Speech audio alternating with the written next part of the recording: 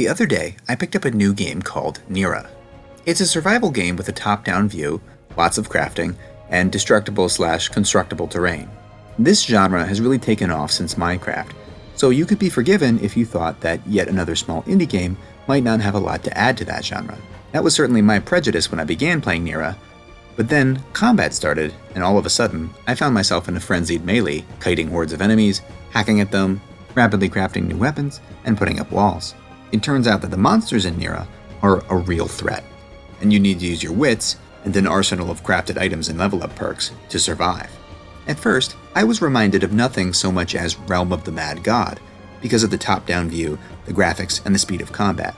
But then, as I played, another comparison came to mind.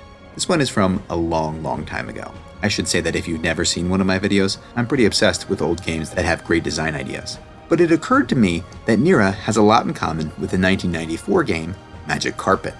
If you weren't gaming in the 90s, you probably don't remember Magic Carpet. It was one of Peter Molyneux's earliest games. Yes, that Peter Molyneux. The basic premise of the game is that you are a wizard on a magic carpet, and you need to kill monsters, save villages, and build a fortress. The game also features destructible and restructurable terrain.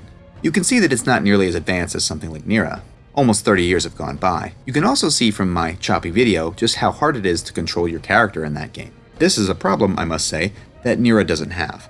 Nira controls beautifully, despite the high speed of combat and the many things your character can choose to do at any time. But back in the early days of 3D graphics, lots of games had wonky controls, and Magic Carpet was no exception. If we look past the controls and other execution problems for a moment, we can see the great design ideas that are beneath them.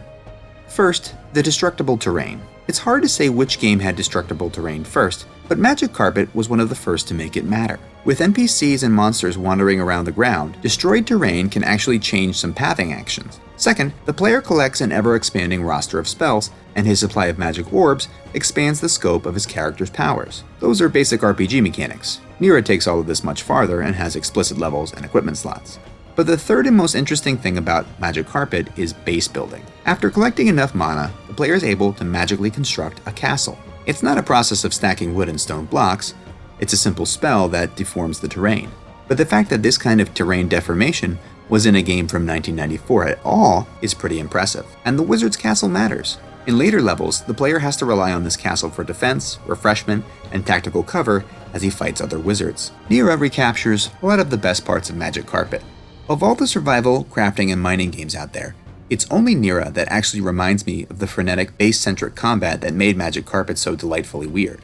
It's nice to see an indie game recapturing the feeling of a game that was a cult classic in its time, and giving it the much-needed updates it deserves.